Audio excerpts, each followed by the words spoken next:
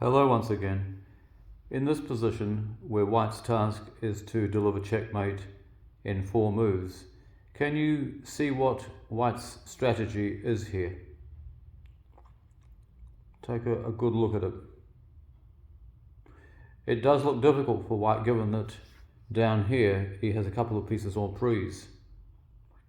But black is weak in this kingside corner. We need to exploit that. We need to divert this bishop.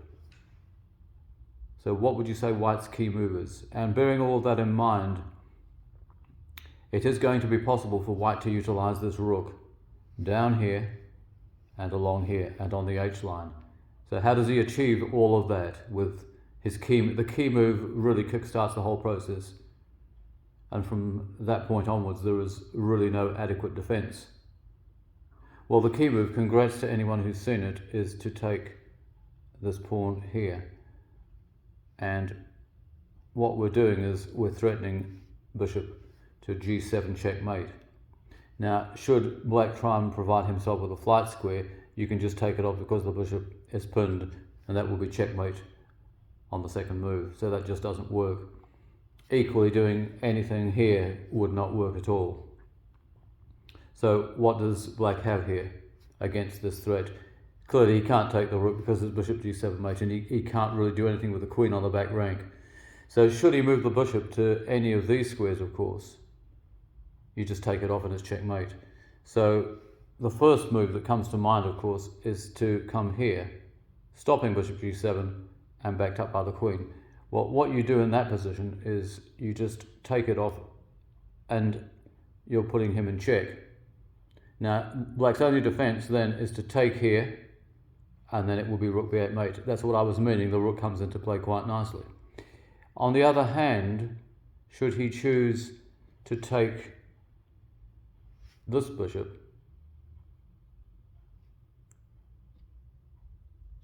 by this route, then what does white do? The same, exactly the same. He takes the queen off.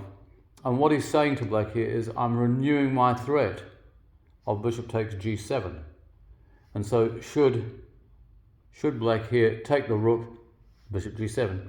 Should he take the bishop, then it's rook b8 mate. So none of that works. So what does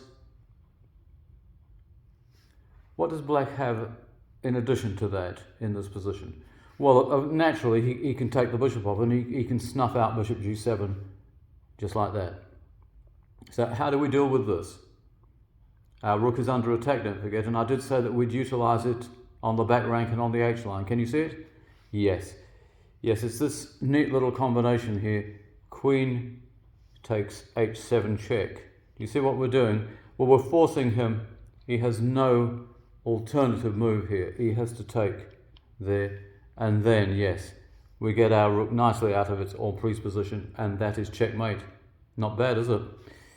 So, there is one final line here. We'll take a look at that.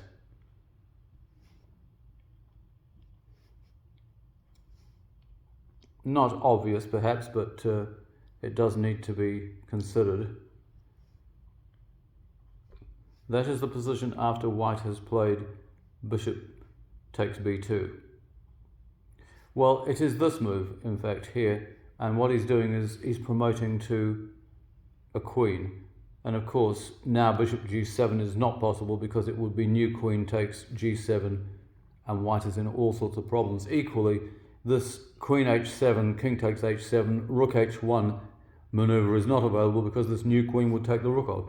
So what does white do in this position? Well, what he does is what he's been doing in these other variations. He just renews his threat, double threat, of bishop to g7 mate or rook b8 mate because the bishop is pinned. So how does white get around it? Black get around it? Well, he can take the bishop, covering this end, but then rook b8. Bishop interposes rook f8. So really, he only has one move to snuff out both of those, and that is to play here on his second move. So how does white deal with that? Well, again, he deals with it in exactly the same way. He plays bishop takes b2, check. Now, black only has one move here. He has to interpose the queen. And white is slightly annoyed that he won't have another opportunity to play rook b8 mate. But what he will have the opportunity of doing is saying, that is checkmate. And that is a rather nice finish. I hope you enjoyed that one, and goodbye to you.